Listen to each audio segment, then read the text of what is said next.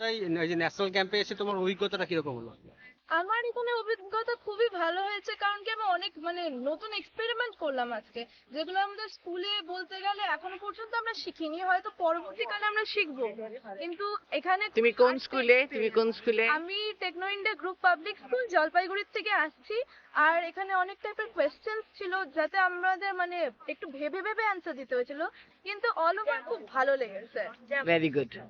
আচ্ছা, আর তোমার হচ্ছে যে ক্যাম্পাসটা কেমন লাগলো তোমার? ক্যাম্পাসটা তো খুবই সুন্দর।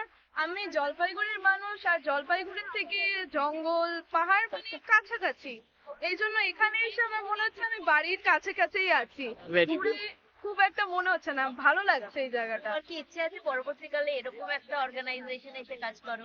হ্যাঁ, আমার ইচ্ছে আছে। আমার মেইন এম, আমি সাইকোলজি নিয়ে পড়তে চাই। তো এইবার হলো যখন এখনো অর্গানাইজেশন গুলো ডেভেলপ হচ্ছে, অনেক জায়গায় এখন সাইকোলজি খুলে গেছে ইন্ডিয়াতে। ওই জন্য আমি চাই যে যতদিন আমি হব ততদিনে আমার মনে হয় এখানেও খুলে যাবে। তো আমি চান্স পেলে এখানে তো আসবোই। ঠিক আছে। Thank you. Psychology is a great তোমার এরিয়া। বাবা এসছে না? না বাবা, শেষ। জেঠু এসছে, কিন্তু জেঠু বাইরে আছে। আচ্ছা, তুমি এখানে একা আছো?